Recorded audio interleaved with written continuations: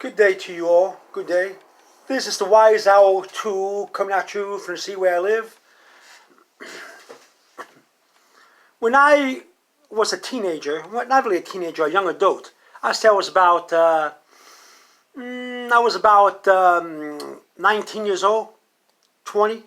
So I was a young man, not really a teenager. I was going to school, a college, many years ago, and I was taking up algebra, like everybody does. You know, when you go to college, you're required to take up algebra to most people. I don't know about anybody else, but I took up algebra, and I was doing good. When I was taking up algebra, I was on the way home by public transportation during those days. You know, a subway or a train, whatever. And I stopped at the market, which at that time was around the corner from my house, but still pretty far to walk. You know, those kind of markets that's around the corner, but when you turn the corner, you have to go all the way up the street, far away, but you get to the market. And I had to carry home. I bought a watermelon for the whole family. And I had to carry it. It was very, very, very heavy. And I carried that watermelon. And when I was 2 blocks away from my house, after stopping many times to rest my arms, you know, when you pick something heavy up, you have to walk home. Something heavy, you stop up and down the different times and more than one time because you have a burning sensation in your arm and shoulders.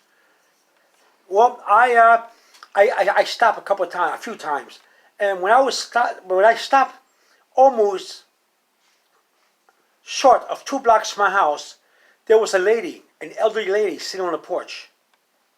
Elderly. And she made a remark when she saw me about the watermelon. I forgot what the remark was. It was a comical one, a laughing one. Yummy, yummy, I want to get a piece of that and all that. And and she, half of what she was saying to me I could hear. But the other half I couldn't hear because her voice went up and down. Because she was on the porch, and I was at the street level walking home. And I went up to her to see what she to discover, you know, to see and to hear what she was saying to me. I said, "Please, I repeat what you're saying to me." And she smiled at me and said something about remarking about the watermelon, how beautiful it tastes, and that the watermelon is really a good gourd, and whatever. And she was telling me when she was younger, she as a young girl, she used to eat a lot of watermelon back in her state where she was from. She was not from the same state I was from when she was a young girl, where I was. We became friends. She was elderly, and she and I became friends. During that time, she can walk. She had a cane, and she could walk off the chair and into her house. But as time went on, as time progressed, she was unable to walk. She was confined to her bed. But as time progressed, when she was walking, we became good friends. I was going to school. I was going to church. I was a highly devoted Christian. I was helping the poor, the hungry during that time. I'm not trying to boast. I'm just trying to get into the atmosphere of the situation. And one summer, as time went on, you know, the seasons changed from here to there, to winter to spring to winter to fall. Then back at the summertime, it was very hot. We sat at her porch talking. And she told me, go and get me meat. I need some meat. I'm going to move to cook some meat. And I say, okay, what market you want me to go to? Around the corner? Or what store? I'll go and get it for you. I was going to pay for the meat. I have money in my pocket and everything because she was an elderly lady. He says, no. You only have to go to any store. I say, what do you mean you have to go to any store? Go and get the meat. And I say to myself, wait a minute. Where can I get the meat if you want me to go to any store? She says, go down to my cellar, my basement, and I have a freezer. That's 2 freezers. The one on the left, open it up, and you find the meat. I said, you have 2 freezers? I said, wow. Now, it was very hot. It was summertime, very, very hot. I don't think it was any air conditioner. She didn't have any air conditioning. So she kept her front door open Well, she shot in the porch. And with me, of course. So I said, okay, I go. Now, I went to her basement. She told me to go to the kitchen, do this. In the kitchen, by the kitchen, you see a door, go down the steps, or open the light, go down the steps, watch your step, because you may fall. So I watched my step. I went towards the kitchen. I saw the door. I opened the door. The step was there, steep. There's old-fashioned steps. And let me tell you, I hate going to basements. Especially if I get basements, make me creepy. You think somebody's watching you or something. You go into a basement, the way it looks and everything, but nobody's there, but you get scared and everything. So I went to the basement. It's kind of creepy. And there was the freezer, the two freezer. I opened it up and I saw the meat. And I brought up the meat to her. And then I noticed that around the freezer, before I brought the meat up to her, I saw other foods, other storage. And I was taken by, as a young man, I was taken by her readiness for any emergency. So I said to myself, this woman has a good idea that I can use in the future. She could store her food away. And during any emergency, she has food ready to eat. Not only in the freezer, because there may be a power outage, you never know. But she had other food stored away. Now, when I was going to church at the same time, I did hear about food storage, but I didn't take it too light because I was a young man, and young people don't take stuff like that into light. I was just throwing off, energetic and stuff like that. Now, she made me think for many years. Even today, as old as I am, she passed away a long time ago. As old as I am, I still remember that. And then for some reason, going back to church, people did talk about food storage and emergency storage. And I was wondering, oh wow. And then now that I have a cell phone, during that time there was no cell phone. During that time, of me growing up. But now there's a cell phone. So I go to YouTube and I go and I listen to doomsday preppers. Now, doomsday preppers like to prepare for a doomsday or some kind of event of destruction. But no, not me. I believe now in situational storage. So that's why I've been teaching. So this video I'm making right now is not only about what my old friend taught me. She taught me she taught me a very good lesson about life. Just sitting with this woman at the porch and talking to her about the past. She's a good example of how to survive. So she told me about food storage and everything. Now I don't go as far as to store food for doomsday.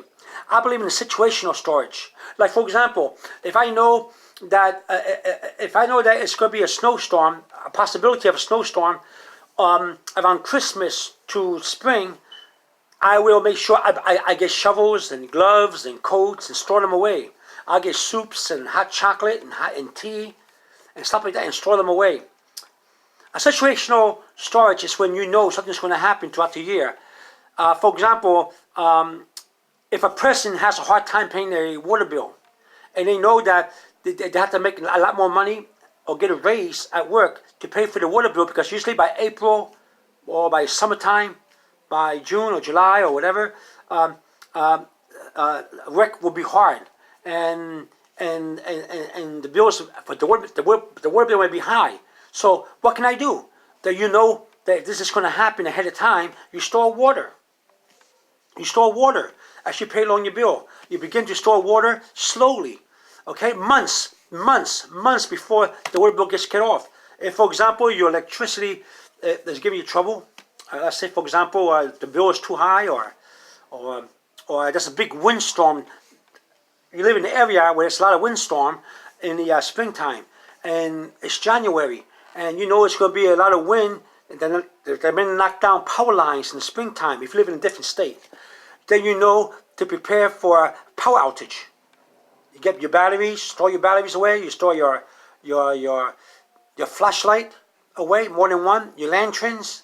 You get a cooler, and you find ways to store all your foods in the refrigerator in a cooler. If you can go to a store, you can buy ice. See, here in the city where I live, if we have a power outage, it's not for a long time. But if it is for a long time, which once it was, for almost a whole day, I can go to a store and get a bag of ice, even though my power is down. And I can get a cooler I have in the house. And I put my milk, put my eggs and stuff like that in a cooler. Not ice cream. Ice cream will melt, but everything else I can put in a cooler. And I can keep it in my house until power is restored. So I would always think what kind of situation I would be in throughout the year that would cause me to want to store things away for that season. For example, flu season. Right now it's December, and it's flu season. It already started. I would know before months before the flu season to get medicine, to get my flu shot, to get my over-the-counter medicine for the symptoms of flu, and I would store them in a can and ready for that flu season. You see what I'm saying to you? It's a situation. You see, if I know it's going to be very cold, which it is in the city where I live, in the state in the state, it's going to be very, very freezing cold. I would know to get a blanket, electric blanket. But if electricity goes out, then I'm in trouble. But it may not go out, and electric blanket is a good thing to have. So I will go and I will store away a couple of electric blankets. I go to the store and buy some. Food, soup, hot chocolate mix, teas, coffee filters, stuff like that. So a situational storage means that you have to think about what situation may come along throughout the whole year. Now that we're in December and it's about a week, almost short of a week, about 5 days, 4 to 5 days away from Christmas, pretty soon it's going to be New Year. And my New Year resolution is to think and make a list of all the things that's going to happen throughout the whole year and prepare my family and myself for those events that may take place. Some of them also is a sure thing. So if I'm in trouble, or if I get hurt, if I get sick, if I get the flu, if my family has a power outage outside in the street, there's a power outage. If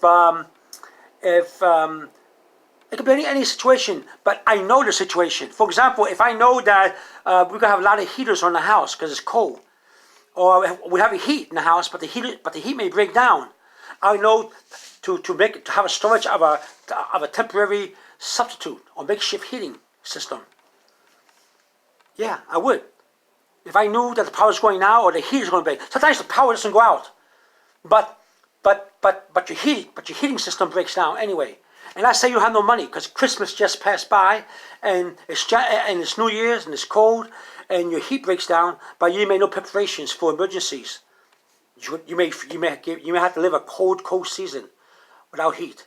But because in the September or in October, you knew it's going to be cold, January and February and stuff like that, you're slowly prepared, and you bought yourself blankets, you bought yourself electrical blankets, you bought yourself hot chocolate, tea, soup, and storage. Then you know you're in good shape, okay? That you may survive it.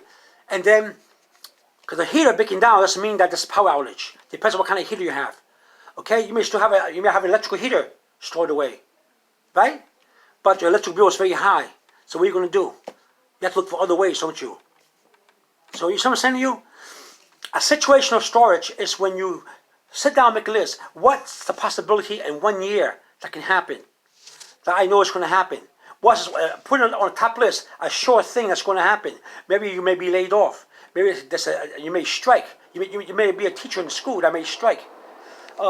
Then you say to yourself, I'm going to do this and that for the family.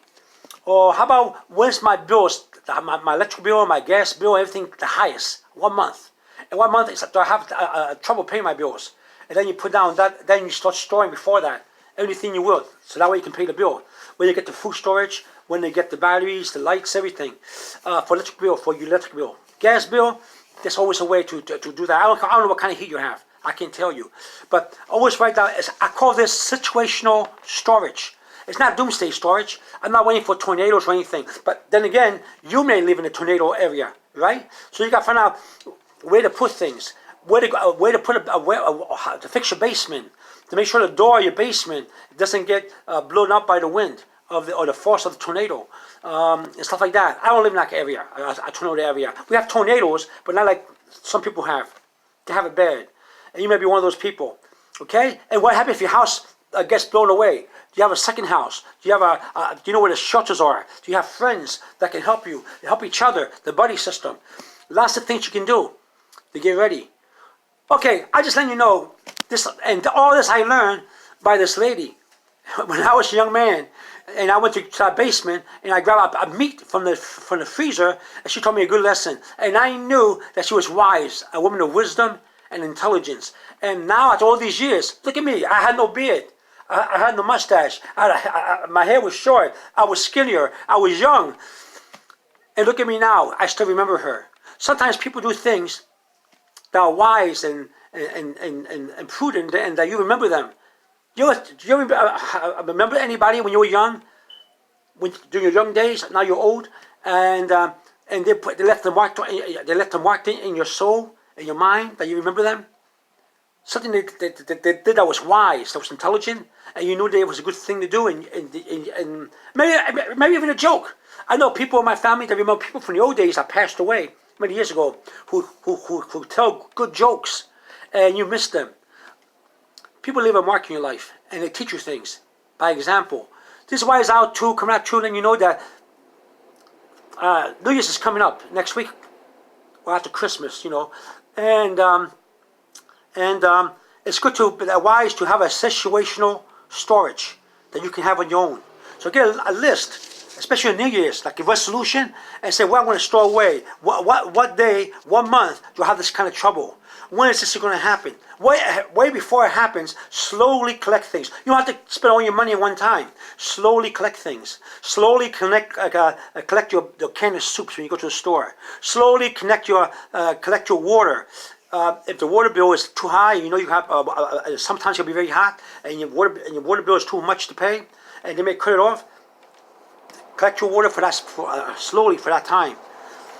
I believe in situational storage, not doomsday storage. Doomsday is what it means. Doomsday is over. Okay, this wire is out too, coming out true for the city where I live. Over and out. And Merry Christmas and Happy New Year's. You'll be here. Bye-bye.